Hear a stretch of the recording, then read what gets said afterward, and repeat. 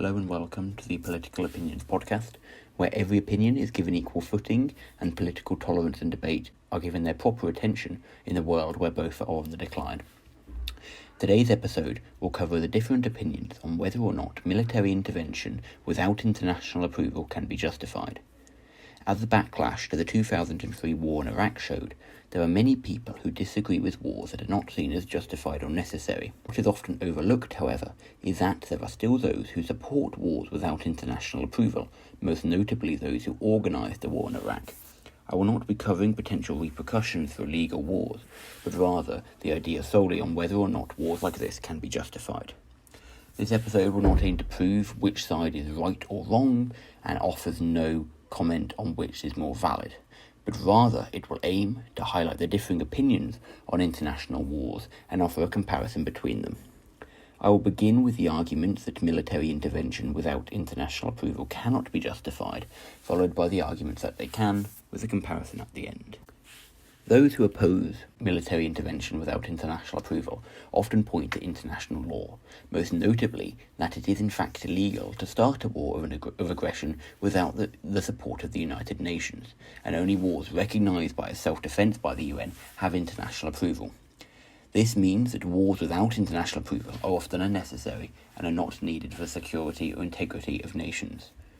Furthermore, without international approval, it can allow countries to act with total discretion, and this can lead to more wars. So by ensuring that there is international approval, a country ensures that it has a valid claim to go to war, and beyond that, it also ensures that this country going to war has the support of other nations, meaning they are more likely to be successful in their war, meaning essentially that you have more justified wars that are more likely to be successful. The prevailing viewpoint seems to be that the prevailing viewpoint in this regard is that war in any case is bad, and war should only be used for self-defence. And this idea is upheld by ensuring that there is international approval and allows wars to only ever be used for a necessary purpose. And it means that war is not again used for the individual benefit of nations and prevents a repeat of the history of death and destruction that individual wars have caused. Individual countries have almost always proven themselves incapable of making effective decisions about whether a war can be justified or not. The best example was in Iraq, whereby the US and UK most notably claimed there was a strong case for war, which was then proved to be wrong. And as such, the international community should be the ones to decide whether or not a war is justified, as they are likely to be more informed and more impartial to the selfish benefits of a war. Furthermore, countries often lie about their motivation for war. A big claim for the war in Iraq was that it was indeed done purely to secure oil for America, and WMDs were used as essentially a fake claim. And as such, international approval is needed because you cannot trust an individual country's claim to the war. If a war has legitimate motivations and needs, it is argued that the international community will see reason and support the war, whereas they won't if there are not valid motivations and needs to go to war. And therefore, international approval is required to ensure war is, again, necessary or needed in that regard. People on this side are also positive about the ability of the international community to put aside selfish ambitions for whether or not a war can be justified, essentially to act as the United Nations should in whether or not a war can be justified, and they are positive in its ability to do so. While it is a bit mixed, this viewpoint often stems around realists, although again the idea of the international community doesn't link to this specifically. This is an individual point, but essentially there are realists who value sovereignty, or essentially the ability to decide your own fate. And these realists would value an individual nation's sovereignty and would believe that no country has the right to individually invade another country and oppose military intervention on this side. At least with international approval, for realists, there is a greater claim, although some would still oppose it. For others, there is a greater claim that you can essentially justify breaching sovereignty, but there is no valid claim when it's an individual nation against another individual state. For those in favour of military intervention without international approval, they would often point to a lack of faith in the international community and believe that decisions sometimes have to be taken individually for the betterment of the world. These people would most often point to the failures of the United Nations Security Council. For example, vetoes between Russia, China and the USA mean that personal interests often get in the way of what is necessary. For example, in the Rwandan genocide, the United Nations was too slow to act as they could not agree on a resolution, and as such, a perfect example, although not related to wars, of how the United Nations Security Council is too slow. A good example of this is the war in Syria, where Russia and the US's interests are conflicting, and as such the United Nations has been unable to act effectively. And in scenarios such as this, states cannot rely on international approval, and thereby have to enact wars on their own terms. Sometimes, the need for action is so great that it can be justified to bypass international approval and enact decisions on a state's unilateral terms.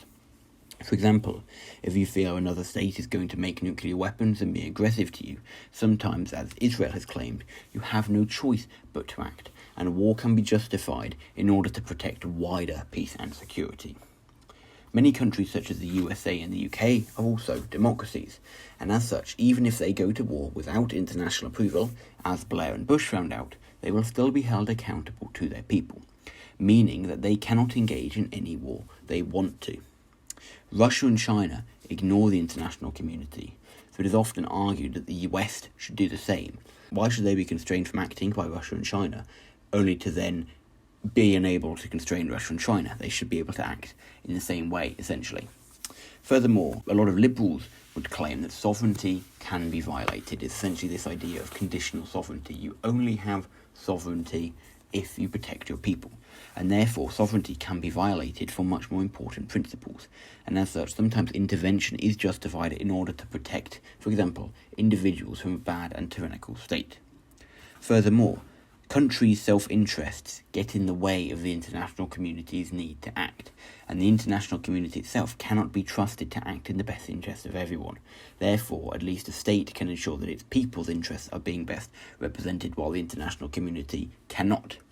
And even if people oppose wars, some, as for example Tony Blair, would claim that you have to sometimes take sacrifices and go to war for the greater good.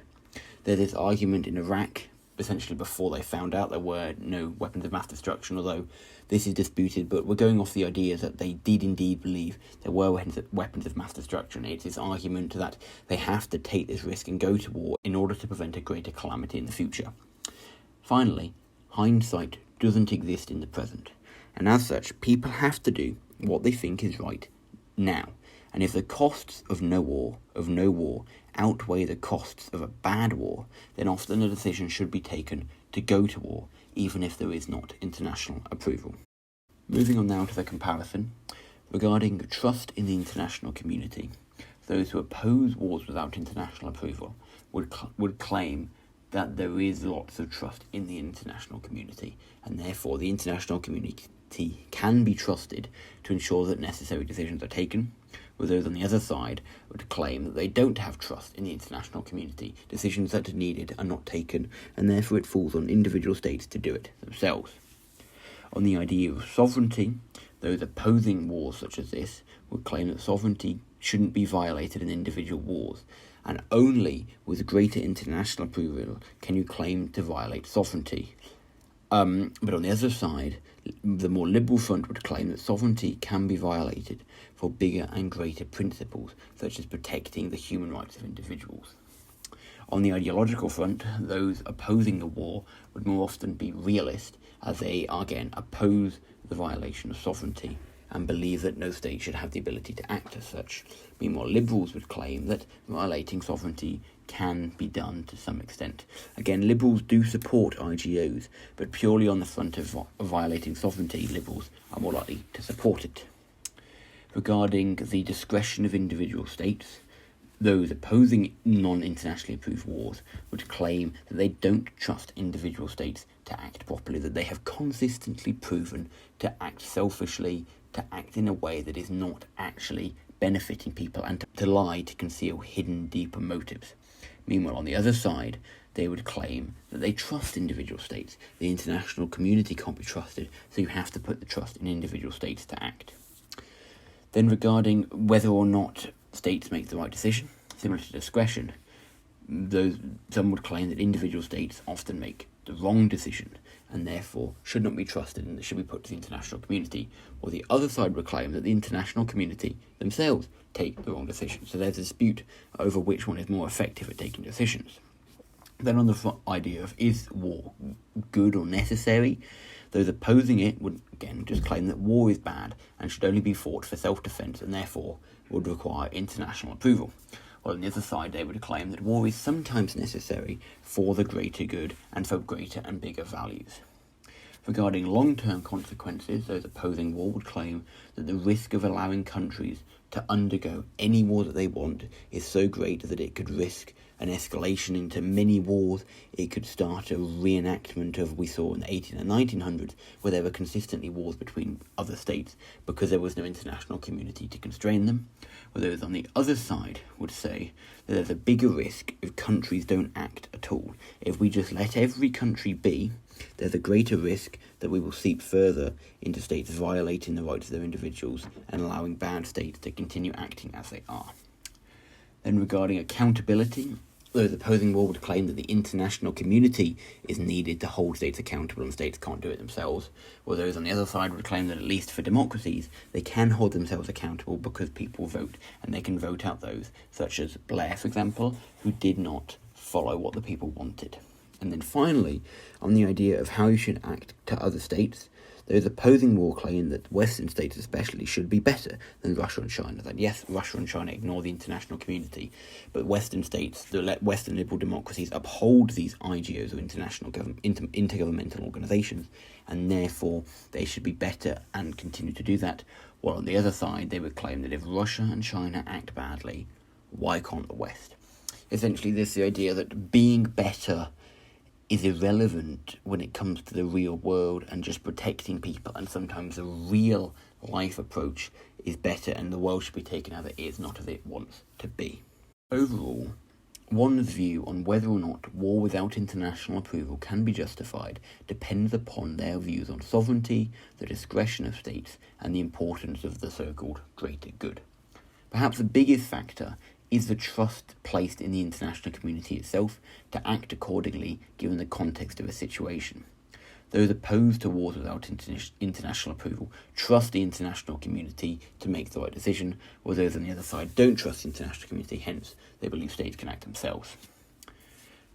While international law dictates that states can only go to war if it is in self-defence and has international approval, the lack of accountability by the international community and seeming unwillingness to ensure states stick to the rules means that despite the international law, most states can and will go to war without international approval.